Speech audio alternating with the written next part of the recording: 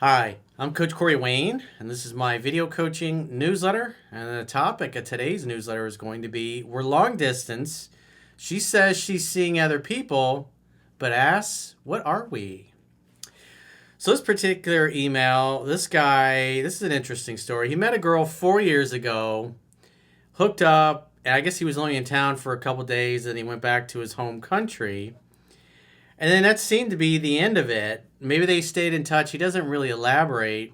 But recently, he says he just got back from seeing her again after 4 years, spent a couple weeks over there. They're hanging out, having fun, hooking up.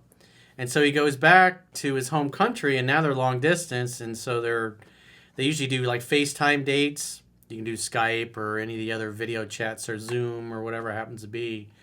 But this particular guy is doing video dates. He says they end up lasting 8 hours, but it was confusing to him is that she's gonna, while they live apart, she's gonna continue dating other people, and then in the same breath she's like, well, what are we? And so he's a little confused at how to handle this, and obviously goes to show, especially if you're gonna date somebody long distance, it's a plane ride away, many hours, plane, trains, and automobiles. Dating long distance requires a different skill set, and ideally you should be seeing each other like once a month, every month and a half. One time you go to see her, the next time she comes to see you. It should be back and forth, 50-50. The other person should be making the attempt as well. But the other thing you got to consider, if you're going to date long distance, if you're going to date somebody from another country, especially if you're in the United States and have dated women from overseas like I have, you're always going to have to deal with customs and immigration. And one of their main focuses is to prevent people coming over and working illegally. It's completely different than just walking across the border and doing all that shenanigans. That's a whole other topic. But when you fly into an airport internationally, you got to go through a maze of bulletproof glass, and then you got to get interrogated by the people there. And they act like immigration's a real big deal, but then again, if you walk across the southern border, they'll give you a plane ride anywhere. They'll put you up on. They'll give you free money. I mean, it's a pretty nice deal when you think about it. But if you're doing it legit, like I have with girlfriends I've dated from overseas, eventually at some point, because you get the longer you date and the more trips back and forth there are, especially when your girl comes to see you in the States, they start to scrutinize it a little bit, and the immigrations and custom people and go, I think you're working here illegally, we're not letting you in, and then just make them hop on a plane and fly back. And so they have that ability to do that. And so you just, I remember myself, especially after dating a couple years internationally with the same girl, and then you come back from having a nice trip in Europe for a few weeks or a month or whatever, then you're always wondering, are they going to let my girlfriend through, or are they going to kick her out and make her fly back? Because they have the power to do that, and there's nothing you can do about it. And so if you're going to date long distance and go through all those shenanigans, somebody's going to have to move eventually. And if you're dating and you're American, well, the only way to really have somebody stay here is either they invest $500,000 in a business and open a business in the States, or if they get a special work visa, meaning somebody gives them a job, an international job, or they hire them to come work in the States, or you have to get engaged, get a fiance visa, and then you got like 90 days basically to get married. And so if you're going to date long distance, and especially if you're going to get into a committed relationship, what is the end game? What is your ultimate goal? Because these are things you got to think about up front, instead of just, I'm hooking up with this girl on the other side of the world. We'll just see what happens. You should definitely be clear in your intent and know what you want, because it's not easy, especially when you really care for her, she cares for you, to date somebody that lives in another country, because you have to live underneath the immigration laws and the boot of the man, basically. So this guy, it looks like he got together with a hookup and didn't see her, didn't talk much for 4 years. And for whatever reason, he's gone back. And now he's kind of, what do I do? But like I said, the reason why I brought up all those other things, if it's just a girl, it's just a fuck buddy, friends with benefits, sex playmate. He has no intention of girlfriend, boyfriend, or whatever. Then this could be a nice fling. He goes over there a few times. She comes over. It's like, whatever. But if you're planning on dating longer with that, you got to think about these things. Is this somebody you want to be in a relationship with? Is this somebody you could see yourself having a family with? Because it's ultimately somebody's going to have to move if you're going to stay together for a long period of time. So you have to consider all those things. And if you're not considering moving for her or her moving for you or whatever, as a man, the only time a man should move is if he really wants to live in her country and that's a better outcome for him, or he likes the area or whatever. Me personally, I've been all over the world, and I found that there's no place like home. I love the United States. Florida especially, it's better than anywhere. There really is no place like home. It is nice to travel, but if I had to be anywhere, I'd be where I am. So, he says, Dear Corey, I met a girl about 4 years ago at an evening event. I asked her out for drinks after that, and we had sex the same night at her place until the morning hours, as we just got along very well. After that, I moved back to my home country and just recently managed to visit her, as she lives almost at the other side of the world. So it's not like a 2 or 3 hour plane ride. If somebody's on the other side of the world, that might involve a whole day of travel, meaning you might be on a plane, 2 different planes for 22, 24 hours. And it's like, so by the time you get there, you're tired, you got jet lag. It takes you just 2 days to basically go from where you are to there and to maybe get rested enough. And then you got the time zone issues. Just before you feel good enough, like, oh, okay, now let's go out and do something. So that's a lot of work. So you're not going to plan a weekend trip to fly, like if you're in the United States, fly all the way to Australia on a Friday and then think you're going to come back Monday morning.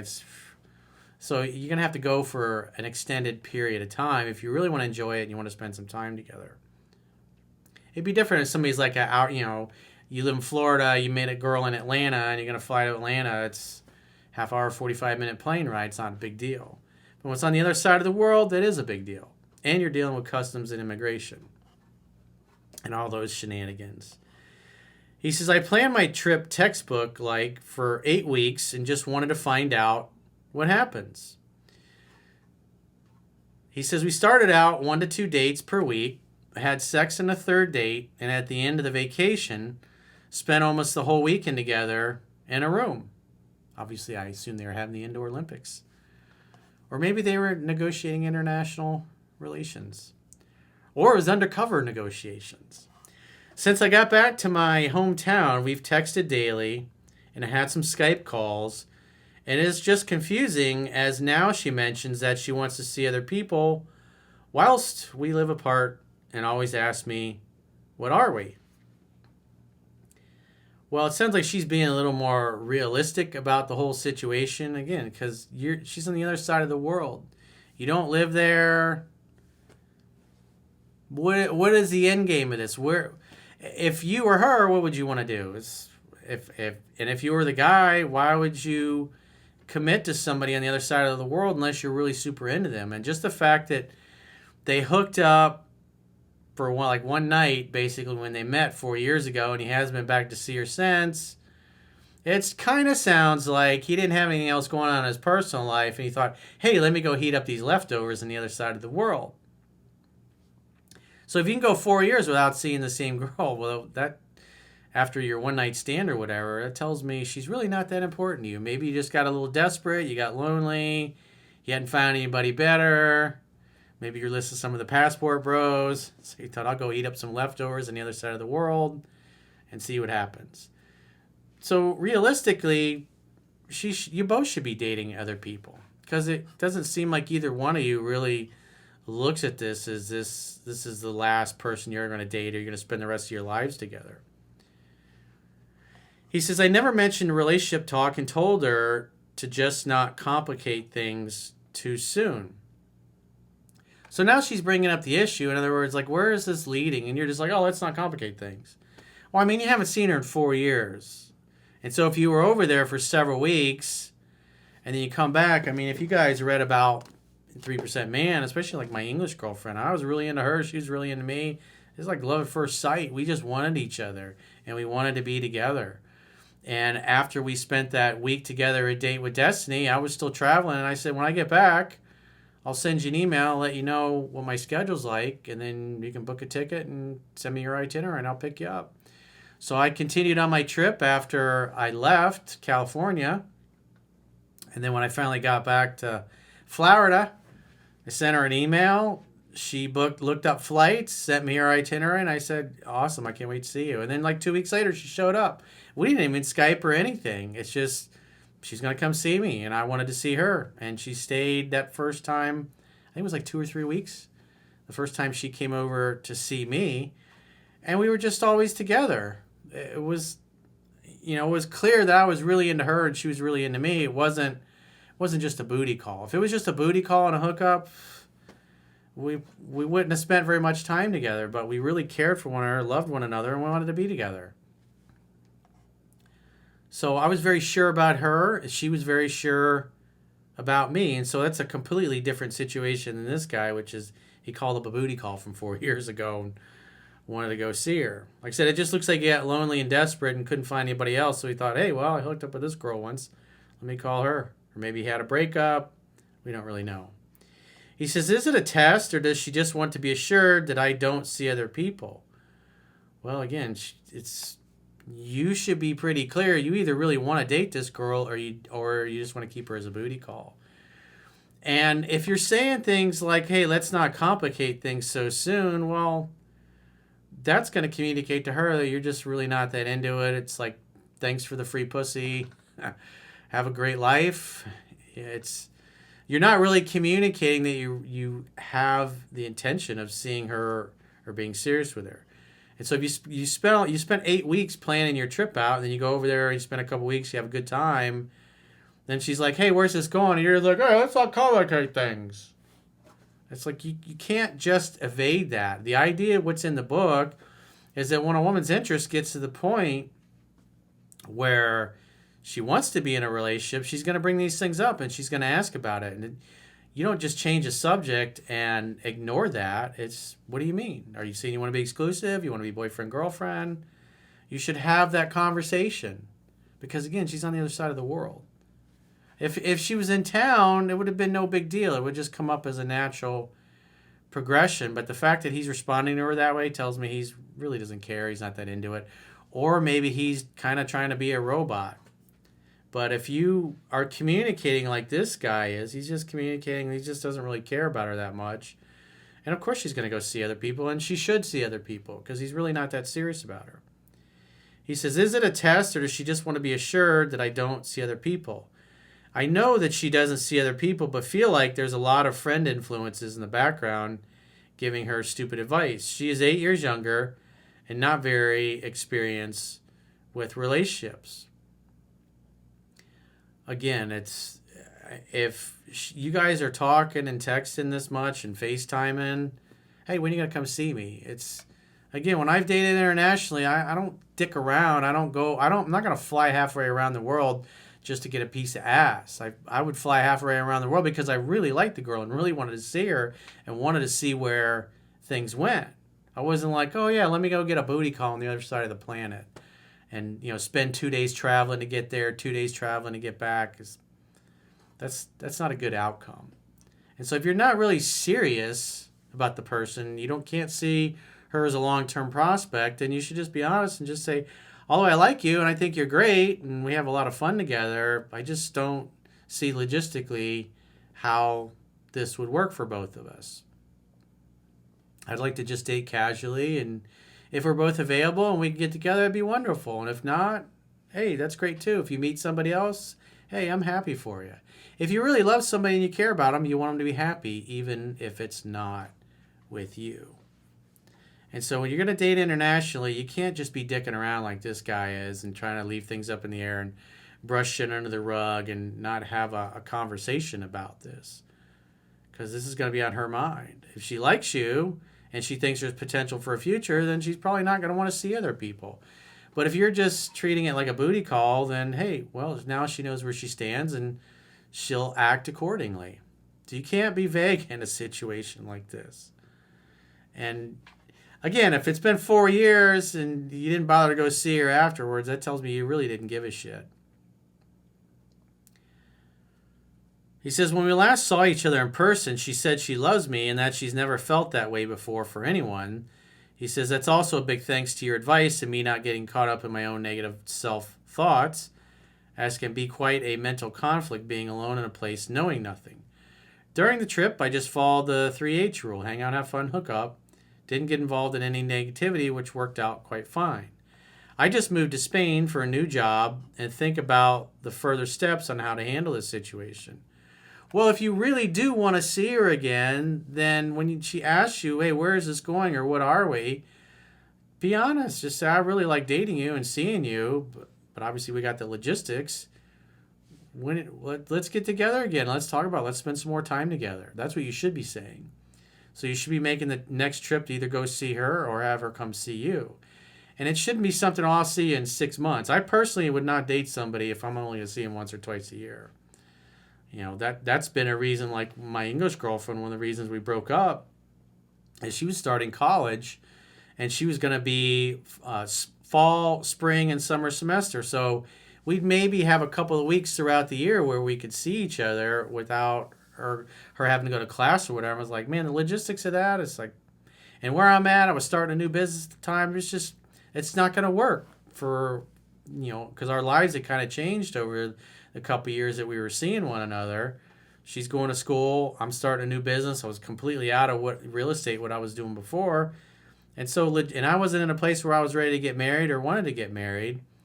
So we went our separate ways, even though we've always been close. She came actually last year and did some podcasts with us because you guys always had a lot of questions about that. It was really great to have her. And everybody enjoyed the interviews, which are in the members area for all the paying members. But like I said, you gotta be clear in your intent with something like this, dude. And so if you really like her, then your next move is just like the book says, create another opportunity for sex to happen. It's like either she comes to see you or you go to see her. It shouldn't just be up in the air and months roll by and you're like, well, I don't know, I'll figure out what I want to do here. It's like if you're not sure you want to see her again, then just tell her, hey, we both should be dating other people. And when I get time, I'll come by and see you again, or vice versa. Or when you have time, maybe you come see me. If you really like the girl, you're going to want to see her as soon as possible. If you don't really give a shit, then you're not going to want to see her. So don't waste her time if you're not really that into it.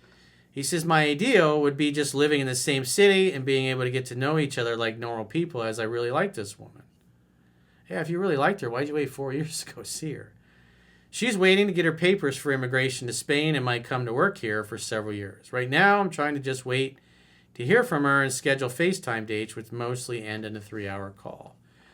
Again, it's like you got to be making the next plan to get together. Just leaving it up in the air and, hey, we're going to have a digital pen pal relationship. It's like you're wasting your time and you're wasting hers. This is not logistically the right way to do it. You should be planning your next get together. And since you went to see her, you should be trying to get her to come see you, even if it's just a tourist visa, for her to come and hang out in Spain with you for a week or two so you can spend more time together. So that should be your priority. It's a mistake to think you're just going to spend months and months on end just FaceTiming and never discussing coming to see her or her coming to see you and just leaving it up in the air. Because you're asking her to put her personal life on hold and you're putting your personal life on hold, which is just stupid. If you're not willing to hop on a plane to go see her in the near future or vice versa, then you're wasting your time. And so just be honest with her and just tell her you're not there yet. But in the end of his email, he says he really likes her. It's like, so make the next date, get together in person. Because if you don't do that and you think you're going to spend the next 6 months or the next year or the next 4 years just chit-chatting until she gets her visa, I don't see that working out. Because if you like each other, you got to see each other in person. You got to spend the time. If you both care, you'll want to be together. And if you don't, you'll make excuses. It's pretty simple. So that's what I would do if I were you. Get on a plane and go see her or have her come see you next. And don't be dicking around. Don't waste her time. And don't waste yours. If you're not really super into it, then be clear about it. So if you guys haven't already signed up for our members only content, what you get is 6 additional video coaching newsletters similar to this one that are for accessible only to paying members. I do those, you get 6 per week. We do the 3% Man weekly study group podcast and the Mastering Yourself weekly study group podcast, where we go page by page in the books and discuss everything in depth and in detail as another teaching aid to help you guys learn the material. Plus, we have the full viewer questions podcast and other special interviews for you. And so in the video description of this particular video, there are links to join on YouTube. There are links to join on Spotify. And ideally, if you join on our website, you can get a 7-day free trial for a monthly plan or an annual plan. And if you choose an annual plan, then you get a 25% discount for paying up front after the 7-day free trial is over. So you just go to understandingrelationships.com, click the plans tab, and sign up for a monthly or an annual plan. And if you've got a question or a challenge and you'd like to get my help, go to understandingrelationships.com, click the products tab at the top of your screen on any page of my website, and book a coaching session with yours truly. Until next time, I will talk to you soon.